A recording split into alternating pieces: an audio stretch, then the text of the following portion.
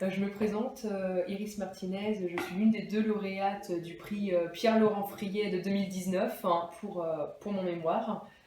J'ai fait un double cursus qui a abouti à deux masters, un en droit du patrimoine culturel et un en marché de l'art, dans le domaine dans lequel je souhaitais vraiment me spécialiser. Et c'est dans le cadre de ce master que j'ai réalisé donc, le mémoire qui traite du marché de l'art à l'épreuve de la Convention de Washington d'ICITES. En fait, c'est une convention internationale qui régule le commerce des espèces protégées. Et en fait, on peut a priori penser que le marché de l'art n'a rien à voir avec ce sujet. Mais on voit que les objets qui y circulent sont concernés car il y a un grand spectre d'objets réalisés en espèces protégées. On peut penser aux coiffes amazoniennes avec toutes les plumes, oui, les différentes plumes de couleurs. On pense aussi à tout le mobilier boule avec du laiton, du bronze, mais des écailles de tortue également. Les couteaux en ivoire, avec une focalisation sur l'ivoire, mais il n'y a pas que ça. Et on peut aussi citer également, par exemple, des sacs en beluga, des sacs en crocodile, et où toutes les guitares des années 60, pas toutes les guitares, mais beaucoup de guitares des années 60 étaient faites en bois exotique également. Et on voit bien l'omniprésence de cette question dans le marché de l'art finalement. Or, dans les recherches que j'ai effectuées, on voit que dans les cours, on en parle très peu, et même dans les ouvrages de fond, l'information est disséminée un peu partout, il faut la rechercher, et il y a une grosse focalisation, comme je disais, sur l'ivoire. Or, tout ne se résume pas à ça.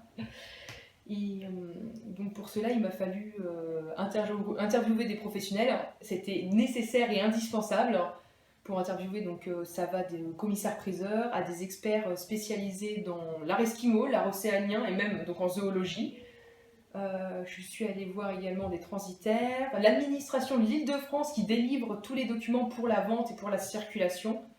Et c'est vraiment ces professionnels qui vivent la convention et convention souvent considérée comme un danger pour leur profession. Et, je voulais donc étudier vraiment ce sujet pour voir s'il s'agissait d'un véritable danger, s'il y avait une évolution possible.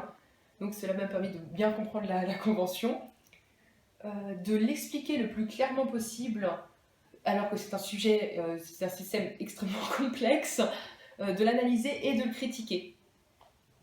Donc du point de vue du droit français bien sûr, mais avec des incises et des comparaisons avec les États-Unis, le Royaume-Uni et la Chine, qui sont les trois pôles du marché de l'art actuellement avec la France. Par la suite, donc dans mon mémoire, je l'ai traité sous trois axes. Donc la première c'était la circulation, car le marché de l'art est international. La circulation c'est vraiment la base du marché, du point de vue de l'importation et de l'exportation. Donc indispensable de commencer par cela. Dans un deuxième temps, j'ai travaillé donc le commerce, qui est vraiment le cœur du marché de l'art, la vente, l'achat. Et enfin, j'ai traité de l'utilisation et de la fabrication des espèces protégées pour créer, non, la fabrication d'objets à partir d'espèces protégées.